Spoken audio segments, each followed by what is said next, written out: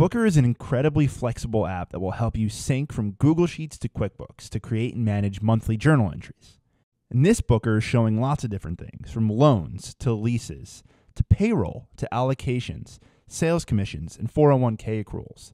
You can do anything with Booker. But let's start with the basics and come back to this. Here's a blank Booker, what you'd start with. First, we're looking at the entry label, which is the journal entry number in QuickBooks. You can set it to be whatever you'd like. Booker also automatically data validates all of the data for the journal entries to avoid any sort of annoying mapping issues that you might find with other products or apps. The dates are fully customizable. Positive numbers are debits, negative numbers are credits, and if you click this book button, Booker will post these entries in a matter of seconds. But it's a smart sync, it's not an import, which means if you modify something after the fact and the books are still unlocked, Booker will adjust that in QuickBooks, which makes it really easy to manage entries on a monthly basis.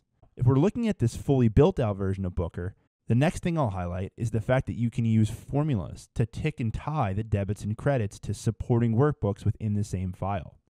It's time to take those siloed spreadsheets and manual journal entry processes and bring them into the future. Use Booker to smart sync them with QuickBooks Online.